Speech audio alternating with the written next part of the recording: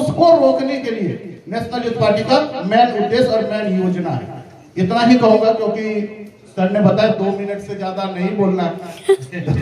रोजगार, कोई केवल बेरोजगारी जितनी बढ़ी है वो आप सभी जानते हैं, और ये जो 15 किलो अनाज की बात है ये खुद सिद्ध करता है कि कितनी बेरोजगारी बढ़ी है।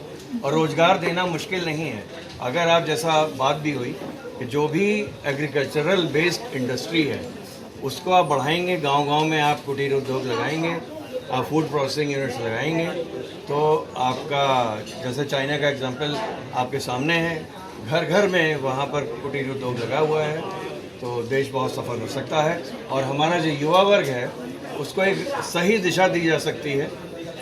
जो आजकल अपराधीकरण बढ़ रहा है वो भी रुक जाएगा और उनकी इनकम भी बढ़ जाएगी।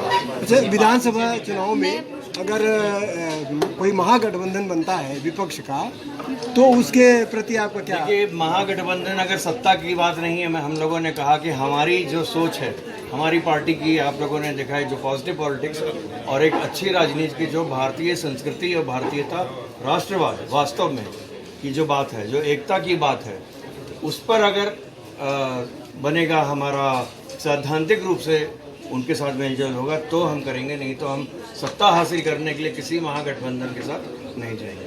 जल्दी से देखिए, 3 लोग तो हम लोग अभी आ गए हैं और 23 लोग अभी बातचीत चल रही है, 23 लोग लाइन में हैं, तो 25 पार्टियां अभी साथ में आने वाली हैं। बहुत जल्दी अगली प्रेस कॉन्फ्रेंस में आपके 25 पार्टियों के वो बैठे होंगे जो इस विचारधारा को कि देश को बचाना है, एक पॉजिटिव पॉलिटिक्स के लिए बढ़ना है, एक अच्छी राजनीति और एक भारत की राजनीति करनी है, भारतीय संस्कृति पे बेस्ड। अब आप लोगों ने देखा होगा, हम लोग जल, वायु, धरती और अन्न, इन चारों चीज़ों का पूजन करते हैं किसी भी पूजा में। तो ये केवल पूजा नहीं है, ये है महत्व देना, जो अभी हमारे पांडे जी ने भी बात की। तो ये महत्व देना है इन चारों चीज़ों को कि पर्यावरण का जीव के साथ जो एक संगम है वो वास्तव रूप में वैसा होना चाहिए, और उसकी क्या उपयोगिता है।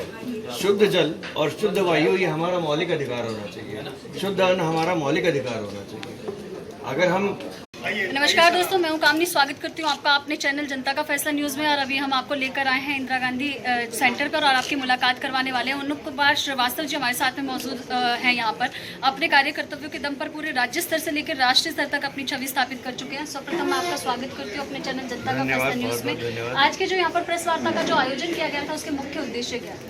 देखिए, सबसे पहला उद्देश्य है जो वर्तमान राजनीति है, देश को टुकड़े टुकड़े करने की, समाज के टुकड़े टुकड़े करने की, इसके विरुद्ध काम करके खंड खंड को छोड़कर अखंड भारत का निर्माण वास्तविक रूप से जाति, धर्म, प्रांत और भाषा के नाम पर नहीं, भारत राष्ट्र के नाम पर भारत को एक करना, भारत और भारतीयता। गरीब शोषित वंचित वर्ग के विकास के लिए आपकी पार्टी जो है राष्ट्रवादी विकास पार्टी, वो क्या कर रही है? देखिए, गरीब शोषित वंचित समाज के लिए हर तरह से खड़े होना ही बात है। वो हर प्रकार से पीड़ित है और उनकी मदद सबसे आवश्यक है। उनको अपने दम पर खड़ा करना, वो चाहे कृषि के क्षेत्र में हो, चाहे वो उद्योग के क्षेत्र में हो, छोटे छोटे उद्योग को लगाना, और उनको जिस भी जो भी सुविधा आप दे सकते हैं शिक्षा के क्षेत्र में, स्वास्थ्य के क्षेत्र में, वो दोनों बेसिक सुविधाएं प्रदान करना। जो एक बड़ा व्यक्ति दलित शोषित नहीं, जो सुविधाएं एक किसी भी इंसान को टॉप, जिसको अमीर और गरीब, देखिए वास्तव में 2 ही सेक्टर हैं जो जातियां हैं, आप कह सकते हैं, या धर्म है। एक है अमीर और एक है गरीब। गरीब का ही शोषण हो रहा है, उसी को चीज़ें नहीं मिलती हैं।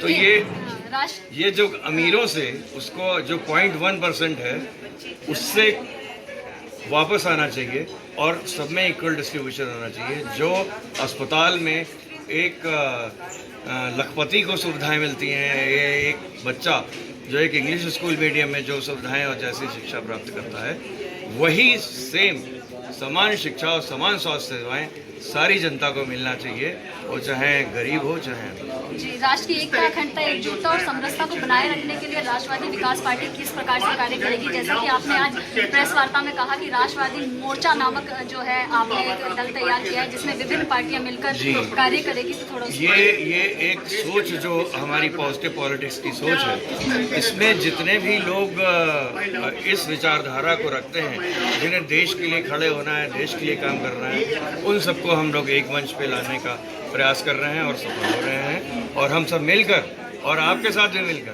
क्योंकि इसमें आपका बहुत बड़ा अहम रोल होने वाला है, क्योंकि आम जनता को जगाना है कि वो अपने अधिकारों के लिए और जो उनको उनकी आवश्यकताएं हैं उनके लिए खड़ी हो और साथ में भागीदारी करे प्रशासन में और हर क्षेत्र में। रजनीश झा जी को आपने अपने साथ जोड़ा है, उत्तम नगर वार्ड में काफी कार्य कर चुके हैं, नेशनल यूथ पार्टी के राष्ट्रीय अध्यक्ष, उनके विषय में कुछ कहेंगे? बिल्कुल, ये हमारे युवा नेता हैं, कार्यकर्ता आप कहिए, नेता तो अब कोई नहीं, हम कोई भी नेता नहीं है, हम सब कार्यकर्ता हैं। और हम सबका फर्ज यही है कि जो युवा वर्ग है उसको एक दिशा मिले और एक अपने पैरों पर खड़ा हो सके और सक्षम हो सके, ना कि 15 किलो अनाज के कारण वो लाइन में लगा रहे, वो देने वाला रहे, भिक्षुक न बने।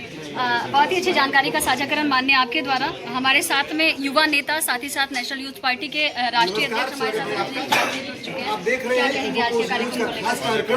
कार्यक्रम इंडियन पॉलिटिक्स और राष्ट्रीय महासचिव राष्ट्रीय अध्यक्ष ने बहुत बड़े नेताओं आज के कार्यक्रम का मेन उद्देश्य है जो देश की स्थिति है, जो समस्या है, काफी गंभीर होता जा रहा है। उसी गंभीरता पे हम लोग चर्चा कर रहे हैं। कुछ जो छोटी दल है और समाज में कैसे चेंजिंग हो उस पे काम करने का कोशिश कर रहे हैं। वर्तमान में रजनीश सर अगर बात करें तो सबसे ज्यादा अगर आत्महत्या कर रहे हैं तो वो युवा कर रहे हैं, चाहे वो बेरोजगारी से प्रमित हो गए या मानसिक रूप से, या कई बार जनरल कैटेगरी के तो बच्चे इस तरीके से होते हैं कि मार्क्स उनके 40% वाले आगे बढ़ जाते हैं, 80% को नहीं मिल पाता। तो ये जो वैमनस्यता है वो किस प्रकार से समाप्त होगी? देखो, ये जनरल ही नहीं, हर कैटेगरी में जो है ना समस्या आ रहा है। ऐसा नहीं है जो जनरल में ही समस्या है, क्योंकि ऐसा कोई कैटेगरी नहीं है भारत में। जैसे दिल्ली में ही ले लें, 46% बेरोजगारी है, 46% से ज्यादा बेरोजगारी है, तो लगभग